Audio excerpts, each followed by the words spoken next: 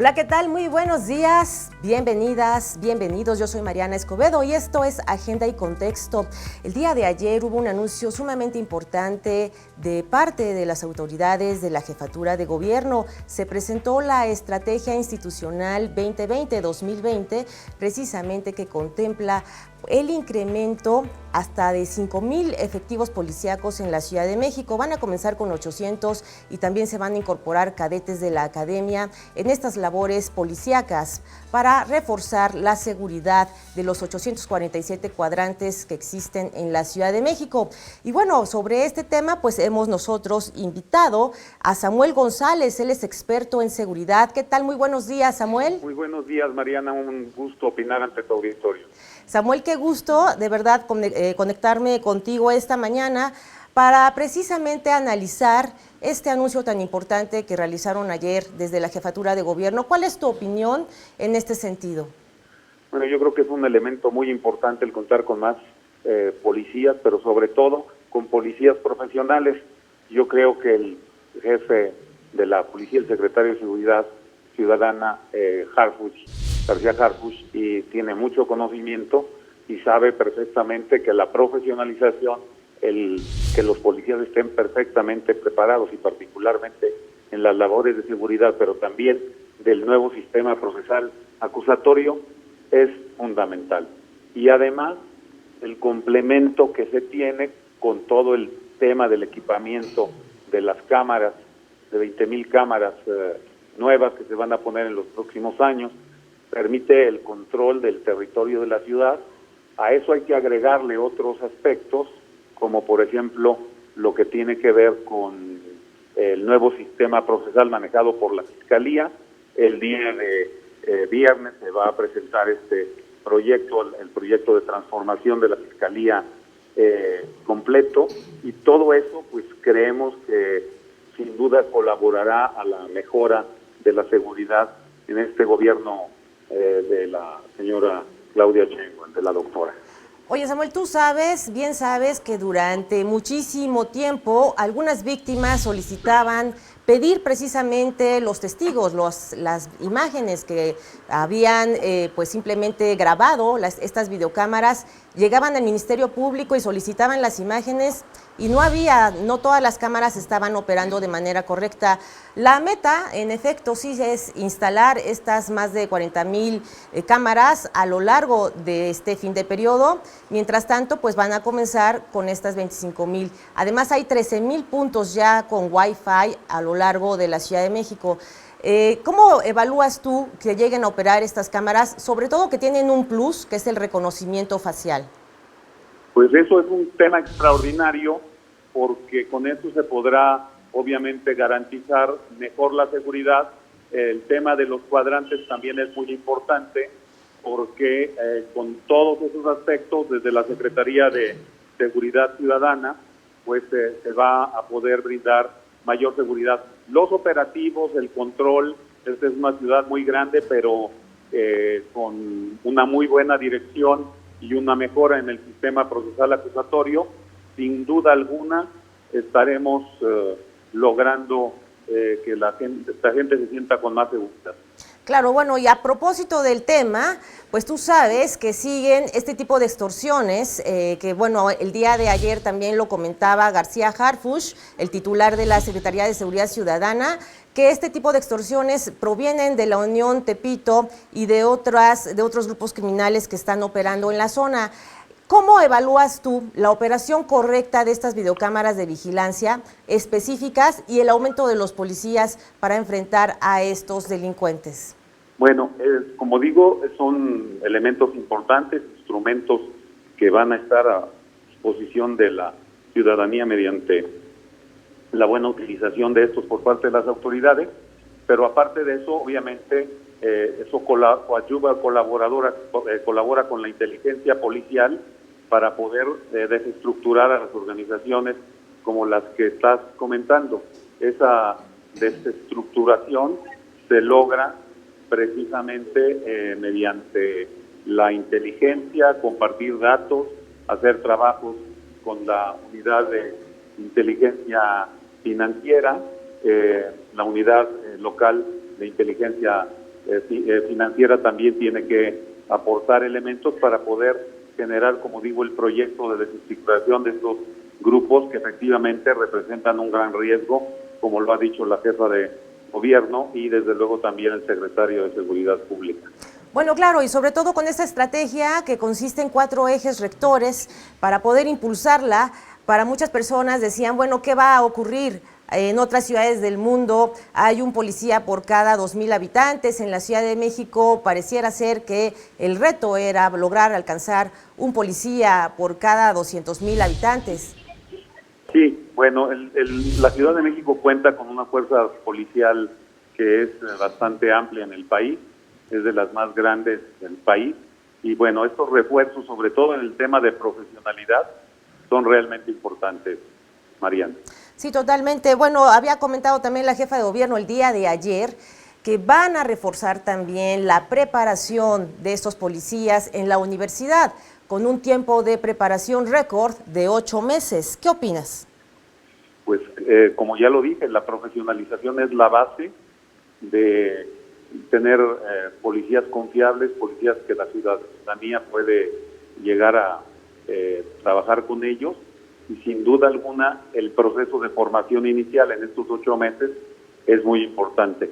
Además de eso, pues mi sugerencia sería incorporar a los policías que están en activo a nuevos programas de profesionalización para subir poco a poco, como se tiene que hacer, pero en 6 años sí se puede, que los señores policías tengan un mayor grado de educación, estén mejor capacitados en el sistema procesal acusatorio y tengan un proyecto de vida.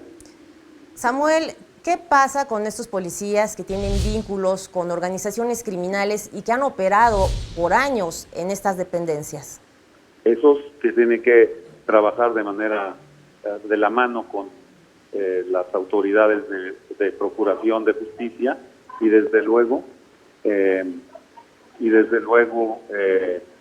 hacer los programas de exclusión de estas personas y en su caso de su procesamiento con el debido proceso, desde luego, para garantizar el que se puede lograr la seguridad de la ciudad y romper todos los vínculos que pudieran tener con la delincuencia organizada. Bueno, y Samuel, de aquí a 5 años, al finalizar este sexenio, ¿cómo visualizas la Ciudad de México en materia de seguridad? Yo espero que con el trabajo de la Fiscalía, el trabajo de la Secretaría de Seguridad Pública y todo el trabajo de la jefa de gobierno, se logre tener una mucho mejor seguridad. Sí se puede. Hay estados del país que lo han logrado, como Yucatán, como Campeche, Hidalgo y otros estados. Y toda la base está en entender cómo funciona el sistema procesal acusatorio y cómo funcionan las instituciones de policía. Y desde luego un tema del cual no hemos hablado todavía, pero es el proceso de reinserción social de las personas que han cometido delitos.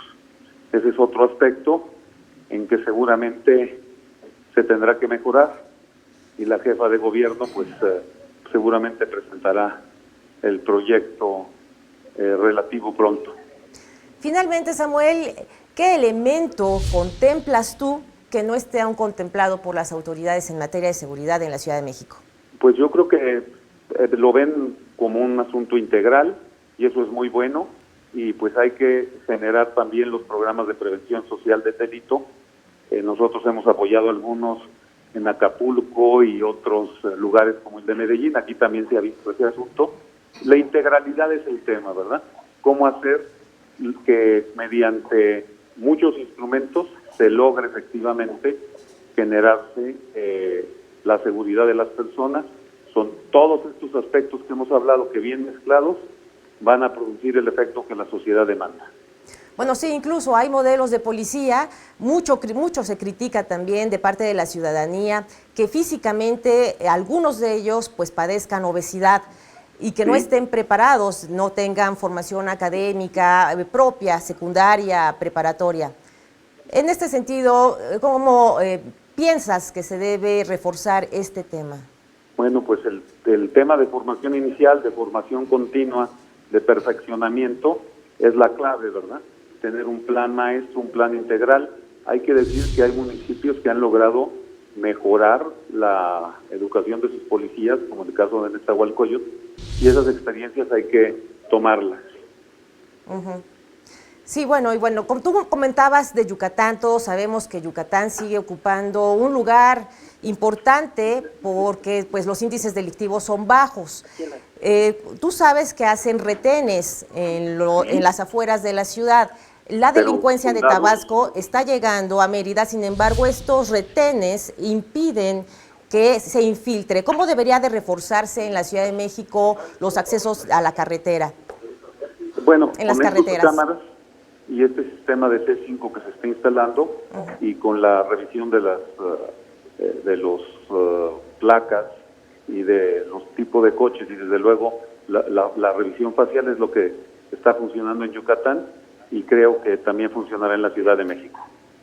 Pues esperemos que así sea por el bien de todos y por supuesto que estaremos muy al pendiente de todos los detalles que sigan dando a conocer las autoridades y contaremos, pues, si tú nos lo permites, con tu opinión, Samuel. Con todo gusto, a sus órdenes. Gracias a Samuel González, él es experto en seguridad, muy buen día para él.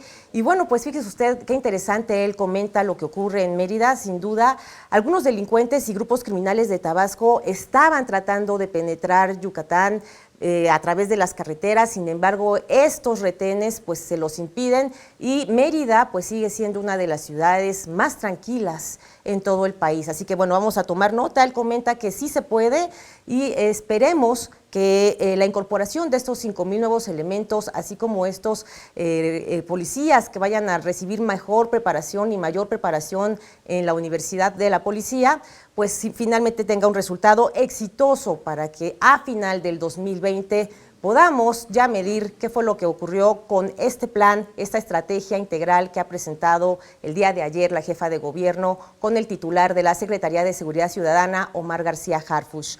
Vamos a hacer una pausa, pero quédese con nosotros porque ya llegó al estudio de Capital 21 Jesús Moreno, experto en seguridad. No se vaya.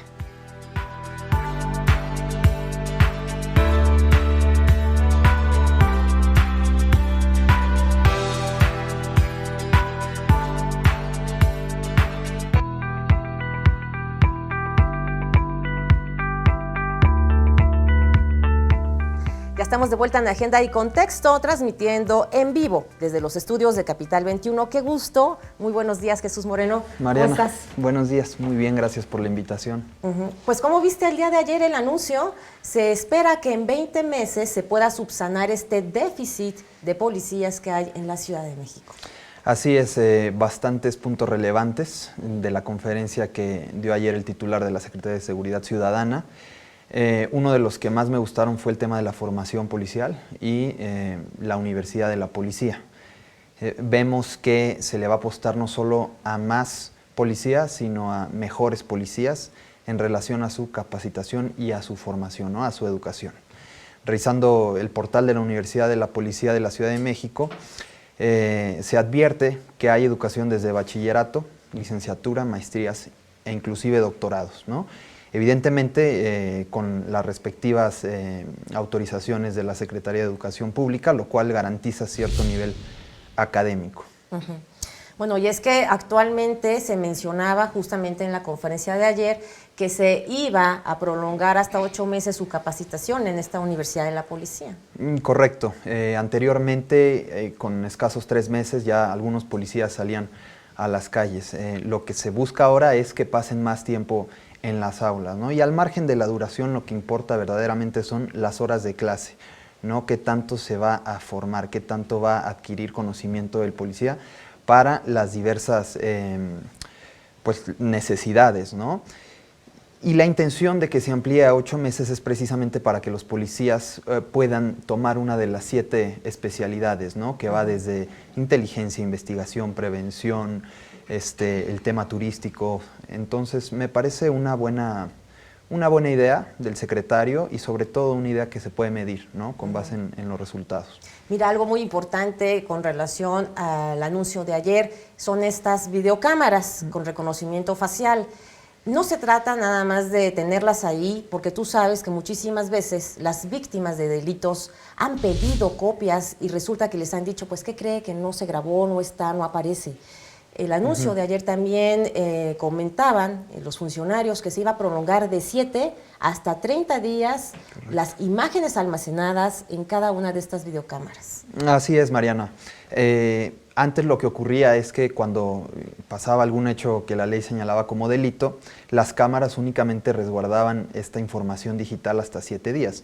Entonces, si una persona iba al Ministerio Público a denunciar, pues pasados estos días, ¿no? Es decir, me asaltan, por decir un ejemplo, el viernes y voy hasta el siguiente lunes, y ya pasaron 8 días, pues ya va a ser técnicamente imposible contar con esta información, que de ampliarse de 7 a 30 días, bueno, pues va a ser muy oportuno para el manejo de la investigación. Ahora, no es fácil, ¿no? Porque estamos hablando de miles de cámaras en la Ciudad de México, y eso implica un soporte técnico pues mucho más amplio para almacenar todos estos datos. Claro, bueno, y además es importante comentarle a la gente que nos está viendo en este momento que las personas que están en el C5, en este centro de comando, control y monitoreo, bueno, pueden estar ahí horas y no pasa absolutamente nada en tal punto. Sin embargo, como las personas, los ciudadanos también utilizan las redes sociales para decir, me acaban de asaltar en tal punto, en tal calle, en tal crucero, bueno, pues ahí podrían evidentemente arrobar a la PGJ y a la Secretaría de Seguridad Ciudadana, pues para que en ese momento y las imágenes que hayan sido, pues hayan tomado el testigo de estos delitos, pues ahí estén, ahí se queden. Las personas que trabajan en el C5 pueden estar horas frente a tal punto y no pasa absolutamente nada, y de pronto en un segundo ocurre un delito en alguna de las videocámaras donde pues no estén monitoreando. Así es. También se contempló el día de ayer la participación de un agente del Ministerio Público en este tipo de centros para que cuando se cometa un delito, inmediatamente se pueda abrir la carpeta de investigación correspondiente, lo cual evidentemente también implica un gran reto en cuestión de recursos humanos y en cuestión de una saturación, ¿no?, en la Procuraduría, ya nueva Fiscalía General de Justicia de la Ciudad de México. ¿Tú esperabas esta estrategia o crees que le faltan algunos elementos todavía? A mí me parece positiva la estrategia. No obstante, sí advierto que pudiéramos innovar un poquito más las cosas e imitar a otras corporaciones que han tenido buenos resultados. Por ejemplo, a mí el tema de los policías de tránsito nunca me ha convencido. Si uno revisa las encuestas, la institución más corrupta, generalmente los ciudadanos se inclinan por la policía de tránsito, no así por la policía de seguridad ciudadana, ¿no? Entonces, digo, esta es una idea, ¿no? Es una innovación, pero ¿por qué no pasar todo el tema de seguridad a la policía de seguridad ciudadana y dejar el tema del tránsito inclusive a otra dependencia, ¿no?, con facultades de infraccionar y de todo este tema de control vehicular, ¿no? Pienso, se me ocurre la Secretaría de Movilidad, ¿no? Pero apostarle a que todos los elementos de la policía se enfoquen al 100% al tema de la seguridad en la Ciudad de México. Yo pienso que a veces los policías de tránsito, como era su función y como está reglamentado, pues están más preocupados por andar revisando el tema de las verificaciones y de todo el control vehicular más que por aspectos de seguridad, ¿no? Entonces, en relación al tema de querer aumentar esta fuerza policial, ¿por qué no enfocar, ¿no?, desde mi punto de vista yo diría, ¿por qué no enfocar todos los esfuerzos al 100% en labores de seguridad y apoyarnos de otra institución, ¿no?, del gobierno de la Ciudad de México para temas meramente de control vehicular e infracciones, ¿no?, apoyados obviamente por todo por toda esta red de cámaras a lo largo de las principales vialidades y en fin, es solo una idea, pero me parece muy positiva la propuesta. Bueno, pues entonces ahí tienen ya otra propuesta más que está lanzando en este momento Jesús Moreno, aquí en Agenda y Contexto, precisamente relacionado con los policías de tránsito. Y fíjate que tienes razón en este sentido cuando señalas que sí son de las corporaciones que la ciudadanía percibe con mayor corrupción. Así es. ¿No? O sea, finalmente muchas personas lo saben, sacan su vehículo cuando no deben y solamente pagan un dinero y ya, ¿no? Hasta los escoltan a su domicilio o a su oficina donde tengan que ir para que no fueran al corralón. Así es, y podemos tomar, por ejemplo, el tema en Huixquilucan, en Estado de México, que ahí lo que se decidió por parte del comisionado fue concentrar todos los esfuerzos de la policía en temas de seguridad, ¿no? Eso pudiera ser una respuesta, porque además como que alejamos el pensamiento que se nos viene a la mente, ¿no? del tema de la corrupción y de asociarlo inmediatamente a la policía, ¿no? Entonces, esto pudiera impactar en la confianza del ciudadano hacia la policía, que para mí es fundamental. Es solo una idea. Por supuesto. Escuchaste a Samuel González, nuestro experto también en seguridad. Hace rato, cuando nos enlazamos con él, mencionaba 2 ciudades que lograron disminuir los índices delictivos, Mérida y Nezahualcóyotl, en el Estado de México. Mérida, porque bueno, su posición geográfica es lógico, ¿no? Además, pues es una de las ciudades más tranquilas, uno de los estados más tranquilos que todavía existen en la República Mexicana. Yo le comentaba a Samuel, cuando yo estuve viviendo en Mérida, que llegaban grupos delincuenciales desde Tabasco. Las autoridades en Yucatán lo que hacían era acordonar desde todas las carreteras con diversos retenes, y así es como operaban, o sea, claro, auto por auto, y así fue como frenaron a los grupos delincuenciales que provenían de Tabasco. Así es. Y esto es muy importante en relación a la formación policial. ¿Por qué? Porque el policía debe de distinguir la naturaleza de la delincuencia, porque al hablar de delincuencia organizada, evidentemente nos trasladamos al ámbito federal. Entonces, por ejemplo, el especialista Samuel González hablaba de la relación del policía con el nuevo sistema de justicia penal, y es importante que la gente que nos está viendo conozca el rol trascendental de la policía de pie de tierra, como se le conoce comúnmente, y el impacto, ¿no? en la persecución penal que hagan los fiscales ante los tribunales. ¿Por qué? Porque ellos tienen el rol de primer respondiente, es decir, cuando ocurre un delito, los primeros en llegar o los primeros en hacerle frente a la situación ya de manera reactiva son generalmente los policías. Y ello implica que deban de tener conocimiento en la cadena de custodia, es decir, que resguarden las evidencias para que éstas sean incorporadas ya al proceso penal en sus momentos procesales oportunos, pero cuidarla. ¿Por qué? Porque uno de los pilares fundamentales del nuevo sistema de justicia penal es precisamente el respeto a la presunción de inocencia que tienen todas las personas imputadas, ¿no? Si en algún momento estas evidencias se alteran o se les da un mal manejo desde su recolección, eso puede impactar en el proceso penal, ¿no? Entonces es importante que los policías conozcan y valoren su rol dentro del nuevo sistema acusatorio penal para que sepa de la trascendencia y de las consecuencias de su actuar, ¿no? Para que una persona que cometió un delito sea condenada o sea absuelta. Bueno, fíjate que hasta se tiene que aplicar el protocolo en las detenciones. Hasta en las detenciones debe haber un protocolo de detención. Ya no es posible esto de que a macanazos, no, se detiene a la persona y al Ministerio Público. Bueno, tú recuerdas todas las violaciones a los derechos humanos que se han registrado por diversos policías de diversas corporaciones al momento de las detenciones. Claro. Inclusive se dice, por los registros que existen en la Comisión de Derechos Humanos de la Ciudad de México y en la Comisión Nacional de Derechos Humanos, que algunos policías detenían a las personas y las llevaban a casas de seguridad en donde las torturaban, les hacían firmar documentos o simplemente les hacían confesar delitos no hechos, no realizados, y así es como se llenaban las cárceles, ¿no?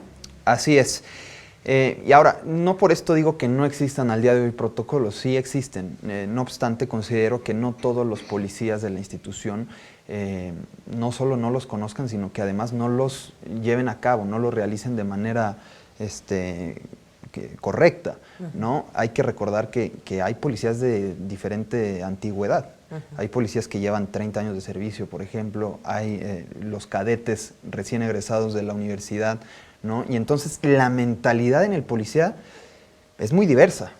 Entonces, unos policías que se desempeñaron en un sistema que hoy por hoy ya no es vigente, piensan, probablemente quiero pensar que piensan distinto a los cadetes de recién egreso de la Universidad de la Policía. Sí, bueno, se necesita sin duda limpiar la corporación policíaca y qué bueno que ya la autoridad está poniendo pues cartas en el asunto. Vámonos a la pausa con esta reflexión, pero ya volvemos. Estamos transmitiendo totalmente en vivo con Jesús Moreno aquí en Agenda y Contexto. Les recuerdo, la retransmisión de este programa es a las 5 de la tarde.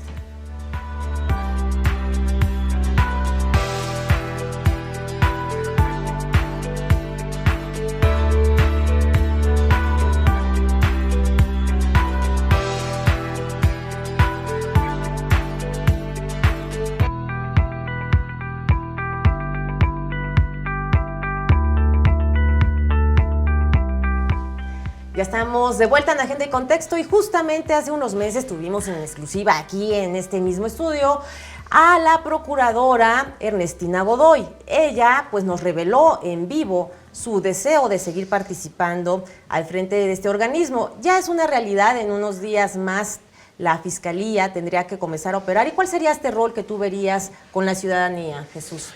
Pues la colaboración conjunta. En relación a ello, hay que destacar esta convocatoria que lanzó la Procuraduría para los observadores ministeriales. Es decir, se invita a los ciudadanos a que colaboren en las agencias del Ministerio Público para, por decirlo de alguna manera, supervisar la función ministerial. Es decir, vigilar, revisar que los agentes del Ministerio Público, al momento de integrar sus carpetas o de darle inicio a sus carpetas, cumplan con ciertos protocolos y con ciertas diligencias que necesariamente se tienen que llevar a cabo, ¿no? A mí me parece una idea brillante de la Procuradora, me parece un tema muy innovador, muy positivo, que los ciudadanos puedan tener algún rol importante dentro de esta institución. ¿Por qué? Porque simplemente ellos van a tener, una de sus encomiendas es que al momento de ver una irregularidad, van a ir a dar vista a la visitaduría de la Procuraduría, ¿no? Digamos, van a ir a acusar al MP que se porte mal o que no atienda debidamente el inicio o la integración de una carpeta de investigación. Bueno, algo que nos sorprendió muchísimo porque nunca lo habíamos visto de parte de ningún jefe de gobierno ni de regentes anteriores, en anteriores administraciones, sexenios, fue ver a la mismísima autoridad en un ministerio público tratando de resolver un problema como ocurrió con las mujeres que fueron agredidas en un vagón del metro y que rápidamente fue la jefa de gobierno con la procuradora Ernestina Godoy a tratar de pues liberar a estas mujeres que estaban detenidas en lugar de que se hayan llevado a los agresores. Entonces, bueno, ahí te revela mucho de lo que ocurre también. Así es, y además de que es una idea que se puede replicar en otras instituciones de seguridad. Se pudiera hacer lo mismo, este mismo tipo de convocatorias a los ciudadanos para que participen en retenes de seguridad implementados por la Secretaría de Seguridad Ciudadana, por la policía, ¿no? El tema del alcoholímetro que lo hablamos la semana pasada. Sí. Entonces, hay espacios en donde el ciudadano puede colaborar con la autoridad en materia de seguridad y de justicia. Y la Procuradora yo creo que se pone en primer lugar en ese sentido, ¿no? De decir, tan lo vamos a hacer bien, no solo contratando abogadas para cada una de las agencias del Ministerio Público para que los probables delitos por temas de violencia de género pues le puedan dar cierta asesoría a las víctimas, y dos, con este tema de invitar a la ciudadanía a supervisar su propio trabajo. A mí me parece una autorreflexión, autocrítica importantísima para la Procuradora y de cara a la transición a la Fiscalía. Bueno, totalmente. Además que tengan perspectiva de género, que esa es la meta original del por qué pues finalmente han tratado de abrir los ministerios públicos con una mujer abogada para que asesore a las víctimas y lleve estos casos. Entonces, bueno, sería así la participación, sería bienvenida la participación ciudadana, por ejemplo, en casos como los que tú mencionas, en el alcoholímetro y en otros momentos o en otros operativos. Puntos de revisión. En puntos de, por ejemplo, los retenes. Sí, y lo hemos visto en algunos municipios, ¿no? Por ejemplo, del Estado de México, que inclusive el alcalde invita a los ciudadanos a hacer este tipo de supervisión, ¿no? Todos juntos, va el alcalde, van los vecinos, ¿no? De algunas comunidades con su policía a ver quién está entrando, quién está saliendo, y evidentemente pues, la cooperación del otro lado, ¿no? De la persona sujeta a revisión, Yo circulaba hace unas semanas en Polanco y me detuvo un retén de simple supervisión, ¿no? Y la verdad es que mis respetos al policía que atendió esa revisión, porque se presentó adecuadamente, te explica lo que van a hacer y el objetivo de hacerlo. ¿Qué te dijo? Me dijo que iban a abrir la cajuela, que iban a revisar si no portaba armas de fuego, si no portaba algún tipo de droga, todo eso. Y una persona que está dispuesta a colaborar, pues no pone ninguna objeción, porque hay quienes se ponen nerviosos, hay quienes piensan que les va a pasar algo, ¿no? Digo, son temores fundados, ¿no? Debido a cuestiones históricas con nuestra policía, pero en mi experiencia me fue bien. Les di acceso al vehículo, a que revisaran. Duró no más de 3 minutos y ya, concluyó. Pero lo que sí te puedo decir es que en ese tipo de operativos, por mala suerte de algunos delincuentes, sí, así los han detenido, ¿no? A ciertos personajes. Entonces, yo los veo positivos, estos puntos de revisión. No, sí, no hay comparación, no hay motivo para comparar, pero es importante comentar que hace unos días en un retén que se encontraba en los límites de Puebla con Veracruz, unos supuestos policías detuvieron a unas mujeres y abusaron de ellas. Entonces sí es totalmente fundado el temor de la ciudadanía. Si al momento en que tú vas por carretera o que quieres ingresar a la Ciudad de México y te detiene un retén, no sabes si son verdaderos policías o falsos policías. Exacto, y por eso es importante que también se contemple la posibilidad de que en este tipo de retenes haya observadores ciudadanos, ¿no? Para que no se sienta esa barrera o esa división entre la autoridad y la ciudadanía, sino que imagínate que te detenga el policía y esté siendo supervisado por un ciudadano, ¿no?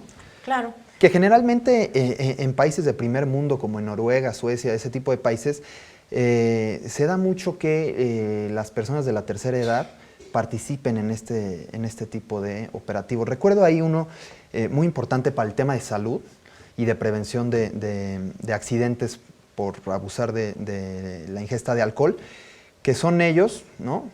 Los abuelitos, los que de manera voluntaria acuden a los bares ya en la noche, y aquellos jóvenes que salen en un estado de ebriedad notorio los acompañan hasta sus casas. Entonces, hay maneras de involucrar a la ciudadanía.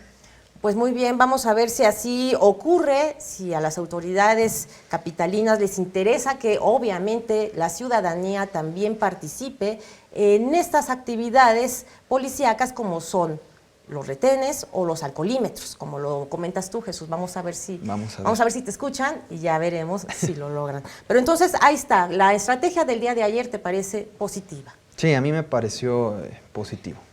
Me parece positivo en el sentido de que se fijan metas a corto plazo, ¿no? Es decir, al 31 de enero se va a contar con 800 policías, ¿no? De los 5,000 que se pretenden para 2020. O sea, es importante que la autoridad le diga a los ciudadanos el qué, el cómo y el cuándo. Eso es fundamental.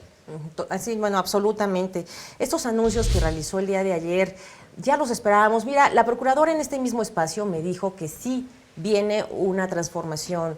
Se trata de una fiscalía nueva, se trata de una fiscalía eficiente, de una fiscalía cercana a la gente, y ella justamente me comentaba, yo le pregunté de qué modo van a desincrustar a los grupos criminales que están ahí, porque es una de las inquietudes pues, principales de la ciudadanía, ¿no?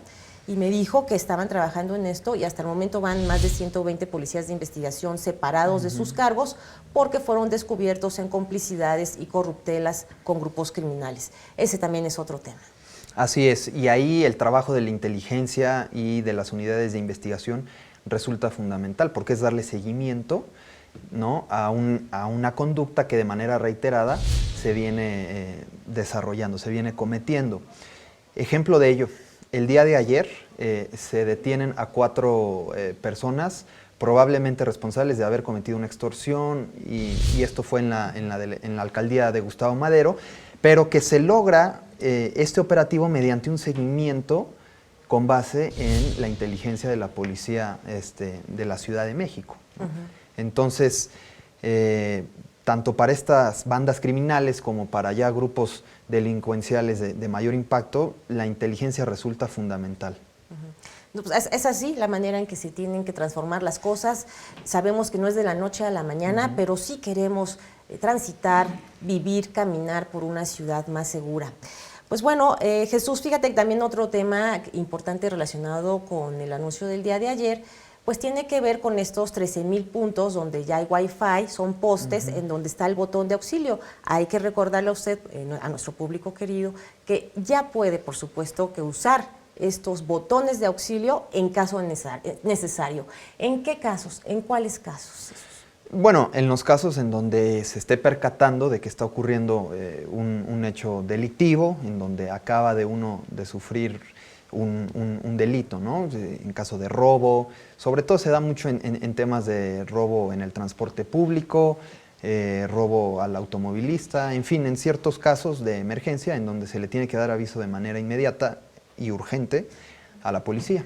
Son botones de pánico y una vez más vemos cómo el gobierno de la Ciudad de México está comprometido, más bien no está peleado con la tecnología, asume esta como una herramienta fundamental para involucrarla a esta suma de esfuerzos en contra de la delincuencia, lo cual yo veo pues muy positivo. Bueno, entonces la recomendación es que cuando las personas sean víctimas del delito, conserven la calma, pero sí acudan de inmediato a apretar este botón de pánico. Sí, en caso de que lo tengan ubicado, ¿no? Y eso va a ser un reto del gobierno, es decir, dar a conocer estos puntos de botones de pánico para que la ciudadanía decida, ¿no?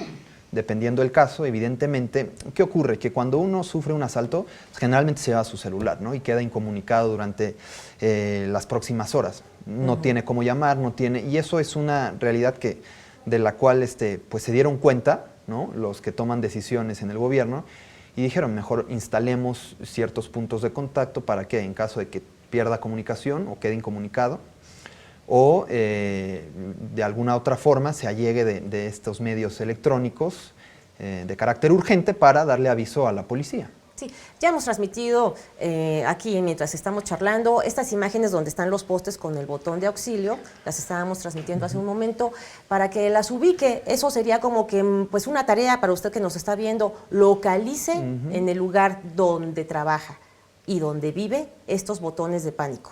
Son muy fáciles de detectar. Son estos postes gigantes, son más de 13,000 que están ya ubicados a lo largo de las 16 alcaldías.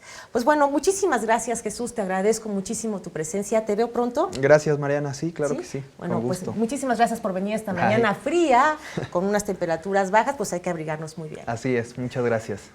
Pues muchísimas gracias a Jesús Moreno. Vamos a hacer una pausa y ya volvemos con más información, no se vaya.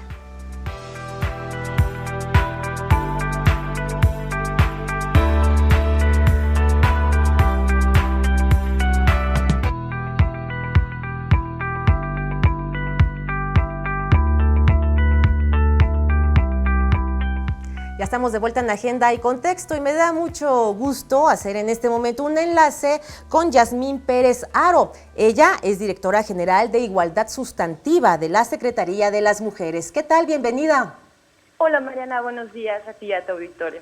Pues una mañana fría, Yasmín, gracias por tomárnosla, de verdad, para hablar de juguetes no sexistas. ¿Qué regalos generalmente las niñas piden a los Reyes Magos o a Santa Claus o a sus padres en cualquier día del año? Bueno, pues hay expertas que recomiendan que sean juguetes no sexistas. Juguetes, por ejemplo, que fomenten la lectura, además que las inviten a desarrollar sus capacidades y su interés por la ciencia, la física, la astronomía, la arquitectura y la ingeniería. Carreras del futuro y del presente en donde pues las niñas están en desventaja ante los niños. Generalmente a las niñas se les regalan muñecas para que cambien los pañales y este tipo de cosas. Que bueno, a muchísimas niñas no nos gustaron, Yasmín, te tengo que confesar que a mí nunca me gustó ese tipo de regalos. A mí me encantaban los rompecabezas, otro tipo de juguetes, los, no sé, microscopios, y también pues me encantaba ver las estrellas, así que yo soñaba con un telescopio. ¿Qué opinas tú de estos juguetes no sexistas? Mira, Mariana, yo creo que hay que empezar por decir que los juguetes en sí mismos no tienen género, ¿no? Igual una pelota, que una muñeca, que una excavadora, que un ajedrez, etcétera, una bicicleta, no tienen género, pero son empleados para reforzar ideas y creencias y representaciones que una sociedad en particular o la familia incluso, consideran que deben estar en concordancia en lo que corresponde al deber ser de niñas y el deber ser de niños. Y creemos, la verdad, desde la Secretaría de las Mujeres y desde el Gobierno de la Ciudad de México, que el deber ser para todas y todos tendría que ser la igualdad y la libertad, la posibilidad de que los juguetes no limiten las oportunidades de niñas y de niños. Por el contrario, deben de ser una vía, una ruta, un instrumento lúdico, pero que amplíen su mundo y sus posibilidades, sus experiencias. Efectivamente, lo que sucede es que tanto para niñas y niños, las mamás, los papás, las personas responsables, digamos, de hacer un regalo, los reyes magos, las reinas magas, ¿verdad? Regalan casi de forma exclusiva muñecas a las niñas, juegos de té, cocinitas, carriolas, y a los niños otros juguetes que desarrollan otras habilidades. Aquí de lo que se trata es de abrir las posibilidades, ¿no?, para niñas y para niños. Y como tú bien dices, no solo se trata de hacernos cargo de las tareas de las que todas las personas nos tendremos que estar haciendo cargo en casa, que es cuidar a los más pequeños, hacer nuestros alimentos, etcétera, pero también desarrollar la imaginación más allá de lo que la vida cotidiana nos está estableciendo a unas o a otros. Mira, Mariana, yo te diría que la igualdad entre mujeres y hombres es una aspiración de todas las personas que aspiramos a vivir en sociedades más justas, más libres y más democráticas, y esto empieza en la infancia. Claro, y bueno, ¿cómo lograr o cómo sembrar en los niños la empatía? Algunos expertos recomiendan, por ejemplo, películas y libros, lecturas de cuentos infantiles en donde el niño se ponga en el zapato del protagonista o la niña se ponga en los zapatos de los protagonistas. Esto para generar empatía ante personajes y situaciones donde haya sufrimiento. Así es. Mira, la educación juega un papel fundamental en la constitución de sociedades más igualitarias, en las posibilidades que niñas y niñas tendrán a lo largo de su curso de vida. Sin duda alguna, no solo la educación formal que podamos tener en las aulas, en las escuelas, y la educación que podamos recibir en entorno familiar, sino toda aquella influencia cultural que pueda jugar un papel educacional, formativo en niñas y niños es importante. Igual una tarea escolar que una obra de teatro en fin de semana, que un programa de televisión y la publicidad, por ejemplo, ¿no? De tal suerte que los juegos y los juguetes pues son solo una vía, un instrumento que configuran una forma de pensar, pero también el desarrollo de personas que desde la infancia debemos incorporar perspectivas que tiendan a procesos más democráticos, igualitarios, e insisto, se trata de procesos lúdicos. Hay que abrir las posibilidades para todas y para todos en términos de imaginación, pero también de posibilidades. Porque cuando tú estás siendo formado y estimulado desde la infancia durante 20, 25 años hasta que eres una persona adulta, pues formaste tus habilidades, por ejemplo, exclusivamente en el cuidado o exclusivamente en destrezas de construcción, etcétera. Bueno, pues tus habilidades y capacidades y oportunidades están determinadas también desde ahí. Sí, claro. ¿Qué opinas tú de algunas personas que consideran que comprar muchos juguetes y muy caros brindan felicidad? No, bueno, yo creo que ya afortunadamente estamos en una sociedad en la que estamos entendiendo que lo fundamental está en el juego y no en el juguete. Está en la familia, en las relaciones cordiales, amorosas, igualitarias, afectivas. Eso es lo que dota calidad de vida. Es el cariño, es el acompañamiento cercano a las niñas y a los niños, y no el juguete. En la Ciudad de México estamos trabajando para hacer de la igualdad entre mujeres y hombres una realidad, pero esta realidad también comienza en casa y no pasa por juguetes caros, pasa por el estimular el juego y la imaginación. Claro, y bueno, en esta tendencia de juguetes no sexistas que por fortuna ya estamos viendo en muchísimos países del mundo y esperemos que en México también así sea, ¿qué opinas de los robots, la informática, de estos juguetes que abren la imaginación y además se aprende y que sean también para niñas? ¿Consideras que todavía hay papás que digan, eso no es para ti porque eres niña, tú tienes que jugar con muñecas? Mira, yo creo que todavía hay personas adultas que pueden ser el papá, la mamá, el abuelo, las abuelas, las tías, incluso adultos cercanos al entorno familiar, que pueden tener algunas dudas, resistencias, pero porque esta es una tarea de todas y de todos, porque mira, es complicado cuando entras a una juguetería y ves desde la entrada un pasillo con un letrero rosa arriba y otro pasillo con un letrero azul del otro lado y uno se queda pensando, bueno, tendría que ir, tengo una hija, no sé, tendría que irme al pasillo rosa, ¿por qué no al azul? ¿Por qué no al verde, al anaranjado, etcétera? Lo que quiero plantear es que estas limitaciones y estas reservas son muros que tenemos las personas, pero que las mismas personas tenemos la oportunidad de reforzar o de abrir y de derribar esos muros y ampliar las posibilidades para todas y para todos, ¿no? Entonces, yo invitaría a las reinas magas, a los reyes magos y a las mamás, a los papás, a que ampliemos las oportunidades y las experiencias de nuestras hijas y de nuestros hijos. Nuestra responsabilidad está ahí, en ampliar sus posibilidades y oportunidades y no limitarlas. ¿Estás de acuerdo en que hay que permitir que los niños también jueguen a las muñecas y es su deseo saber qué se siente, cambiarle la ropa y cargar a los muñecos? No, es que por supuesto, es que, mira, nosotras ahora estamos en una campaña por valorar el valor que tiene, la relevancia que tiene el trabajo en el hogar y el trabajo de cuidados, del cuidar de otras y de otros, de cuidar incluso el medio ambiente, nuestro planeta. Y eso es parte de los principios y valores que tenemos que formar desde casa.